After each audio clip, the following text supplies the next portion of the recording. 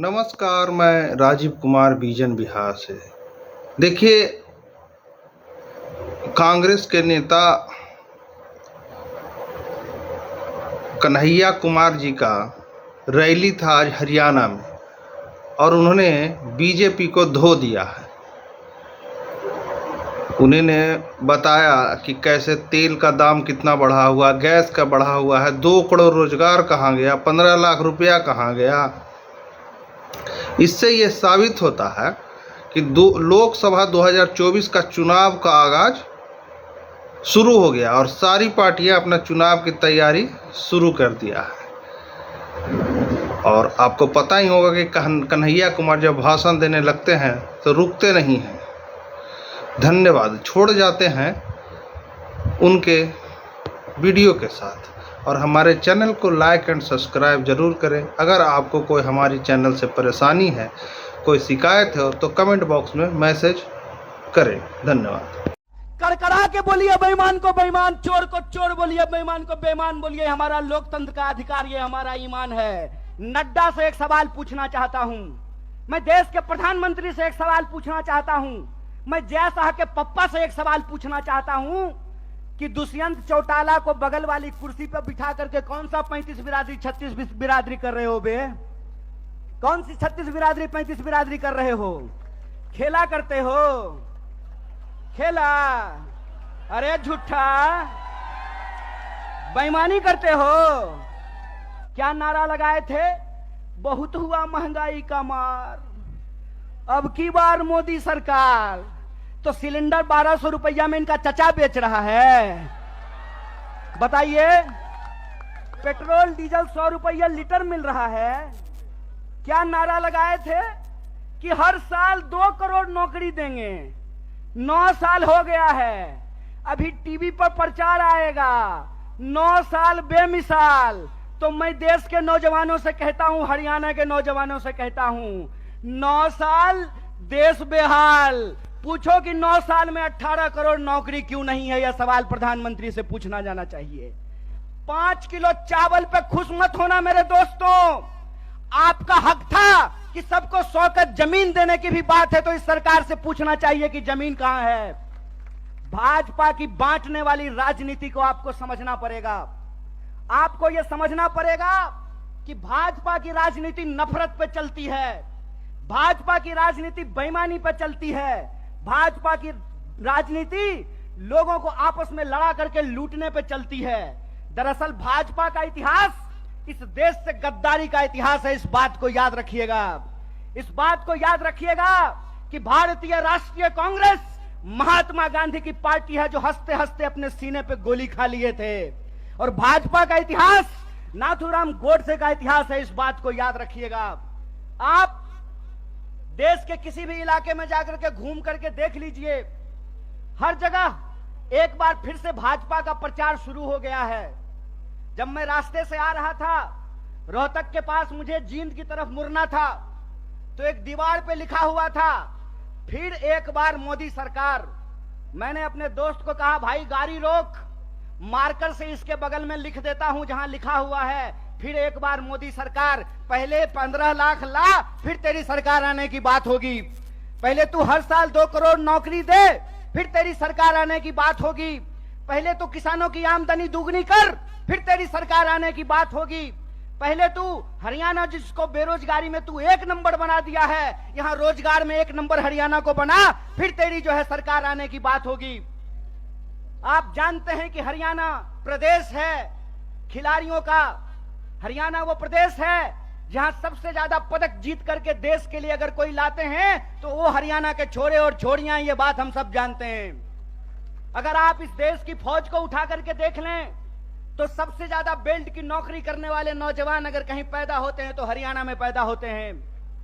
लेकिन अगर आप आज हरियाणा की स्थिति देखें तो इस बेईमान भाजपा सरकार ने हरियाणा को एक जगह और 1 नंबर कर दिया है। और वो जगह जब हम बेरोजगारी की बात करते हैं तो आज हरियाणा बेरोजगारी में भी नंबर 1 हो गया है। ये जो हरियाणा के अंदर हालात पैदा हुए हैं उसके बारे में अगर कहीं से क्रांतिकारी शुरुआत हो सकती है तो वो धरती जींद है। इसीलिए मैं धरती के तमाम माताओं, बहनों, किसान, मजदूर भाइयों और नौजवान साथियों से कहता हूं कि इस ऐतिहासिक शुरुआत को आपको करना पड़ेगा और आपको यह समझना होगा कि आज हम किस परिस्थिति में जाकर के खड़े हैं। मैं आपसे कहता हूं और आप सोच करके इस बात को बताइए, जहां धर्म होगा वहां हिंदू मुसलमान करेंगे और जहां मुसलमान नहीं होगा वहां 35 बिरादरी 36 बिरादरी करेंगे।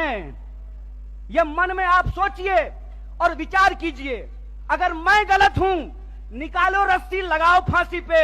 अगर तुम गलत हो तो लोकतंत्र में तुम्हारी बेईमानी का भी एक एक हिसाब लिया जाएगा। इस बात को याद रखना, इस बात को याद रखना कि इस देश के अंदर जब लोग न्याय की बात करते हैं, जब लोग अपने हक की बात करते हैं, जब किसानों की आमदनी दोगुनी करने की बात करते हैं, जब नौजवानों को 2 करोड़ नौकरियों की बात करते हैं, महिलाओं के सम्मान की बात करते हैं, इस देश में गरीबी को कम करने की बात करते हैं, तो आप उसको देशद्रोही बोलते हैं। और आपके बंटवारे की राजनीति में अगर कोई शामिल हो जाए, कोई धर्म के आधार पर देश को जो लड़ाने की राजनीति है उसका हिस्सा बन जाए, जो समाज को जात के नाम पे लड़ाने की राजनीति है उसका हिस्सा बन जाए, तो जब बाहर थे तो विरोधी थे और आपके बगल में आकर के बैठ गए तो माला पहनाते हो रे बेईमान।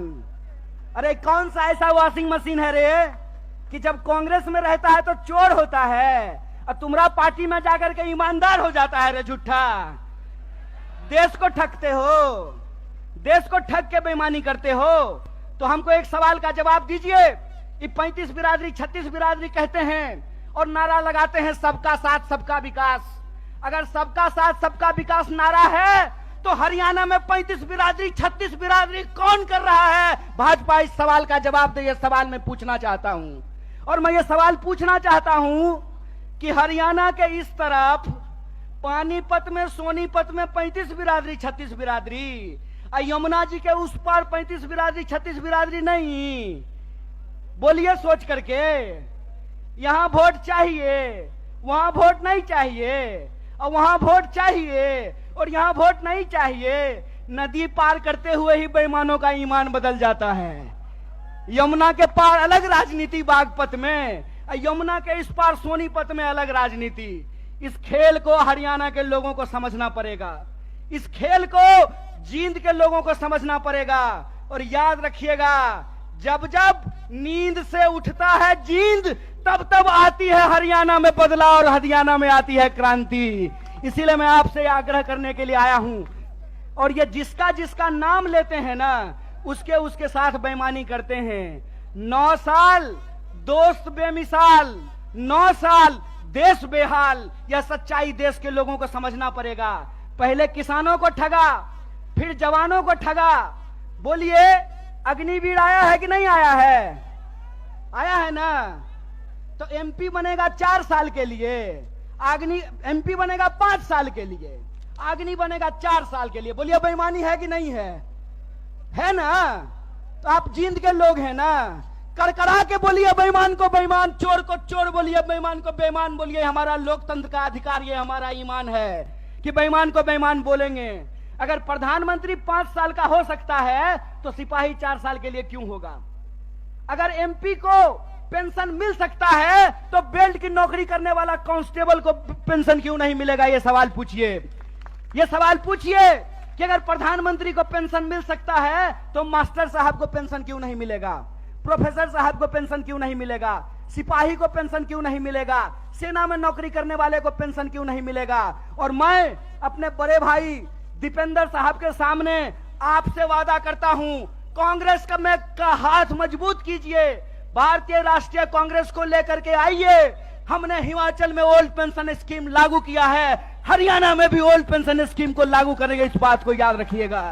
तो मैं आप तमाम जींद के लोगों से यह अपील लेना चाहता हूं, मैं आप तमाम लोगों से यह आग्रह करना चाहता हूं। सत्य की इस लड़ाई में लोग कहते हैं कि बिहार भी राजनीतिक रूप से बहुत सक्रिय जगह है, बिहार भी बहुत राजनीतिक रूप से सक्रिय है, लेकिन कई बार चिराग तले अंधेरा होता है। जिंद भी हरियाणा का सबसे सक्रिय जिला है, राजनीतिक रूप से सबसे सोचने समझने वाले लोग हैं, लेकिन विकास जितना जिंद में होना चाहिए उतना नहीं हो पाया है। तो हम आपसे वादा करते हैं कि चिराग तले अंधेरा नहीं होगा, हर तरफ रोशनी ही रोशनी होगी। और हमारा संघर्ष सत्य के लिए है। सत्य के इस संघर्ष में आप हमारे साथ हैं कि नहीं हैं? सब लोग साथ हैं। तो एक आखिरी बात बोल करके मैं अपनी बात को समाप्त करूंगा। आज हमको दीपेंद्र साहब को भी शपथ ग्रहण समारोह में होना था, लेकिन हमने जींद से वादा किया था, अपने भाई से वादा किया था कि हम जनता के बीच में रहेंगे और सिर्फ कर्नाटक में नहीं, अगली बार हरियाणा के शपथ ग्रहण में शामिल होंगे। ये संकल्प लेकर के जाते हैं। इसी आशा और विश्वास के साथ मैं अपनी बात को खत्म करता हूं। शुक्रिया। इनकलाब जिंदाबाद। जय हिंद, जय हरियाणा, जय कांग्रेस।